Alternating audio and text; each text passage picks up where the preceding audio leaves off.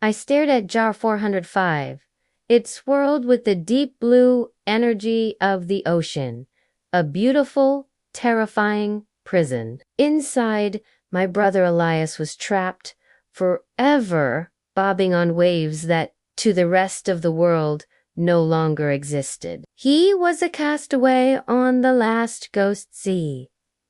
Hold tight, I'd told him. A desperate promise, not a plan. My heart hammered with a frantic rhythm, the only sound in the entire silent vault. I grabbed the old microphone, my only way to talk to him, and my only way to send a sound loud enough for the sleeping city above to hear. Elias, I whispered into the mic, my voice shaking.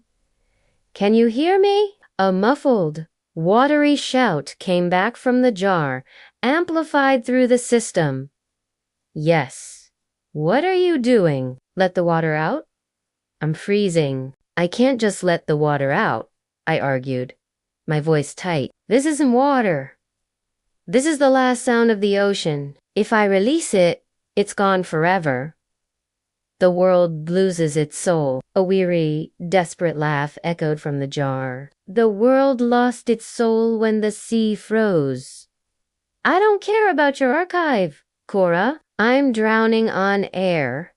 His words hit me like a physical blow. He wasn't wrong. I had been prioritizing a concept, an idea, over a life. My brother's life. But there was a deeper problem, one I hadn't revealed. The Resonance Archive, this place, wasn't just a museum. It was the city's power source. We Weavers used the low hum of these contained sounds to generate the sparse electricity that kept the lights on and the air warm. The ocean, with its endless shush and crash, was the most powerful generator of all. If I released it, the entire city would plunge into cold, silent darkness forever. I took a shaky breath. Listen to me, Elias. I have a different proposition. I can't release the sound, but I might be able to split it. Split what? He yelled. The sound, the energy, I explained, running my hands over the cold glass of jar 405. The waves are the strongest part, they hold the volume. The roar?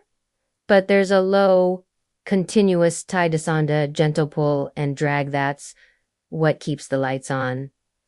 It's what's keeping you alive in there. I pointed to a shelf filled with empty, minuscule buyers, each the size of my thumb. I need to siphon a small, continuous portion of the tide sound into one of these. It will barely power a flashlight, but it will let the city survive. And then I'll have to release the rest. A moment of profound silence followed. Even Elias stopped shouting. You mean you'll free me? He asked, his voice now a small, hopeful sound. Yes, I admitted, my stomach twisting. But here's the bargain. When I open the jar, you must scream.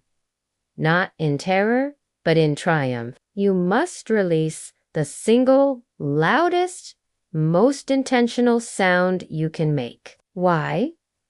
Because the Great Silence doesn't just absorb lost sounds. It absorbs unintended ones. If you don't release a sound of great will, the waves, the ocean's energy will just vanish into the vacuum.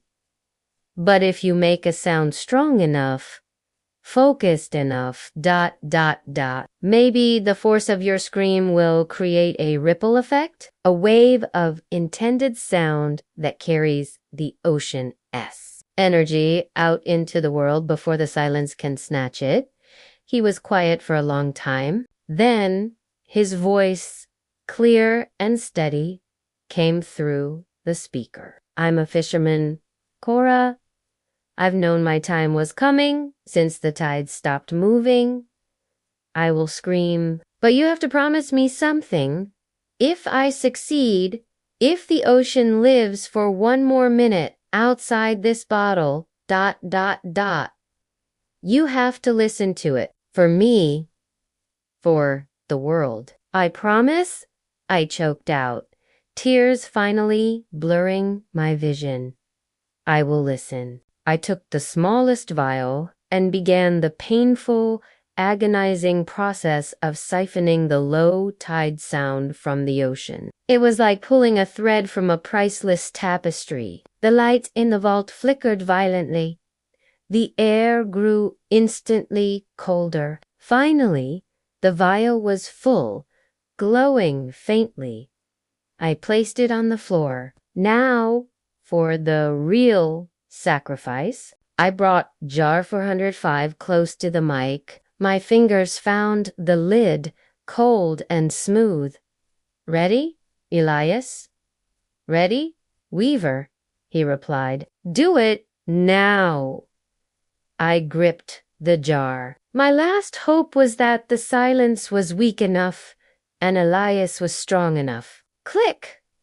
The lid twisted open. The glorious, terrifying, rushing, crashing roar of the ocean instantly exploded into the vault. It was deafening, beautiful, and absolutely real. I leaned back, waiting for Elias's scream, waiting for the ripple, waiting for the miracle. But all I heard was the sound of the sea and a single, agonizing, wet girl. The magnificent sound of the ocean lasted exactly 3 seconds, and then, as if an invisible curtain had fallen, it was gone.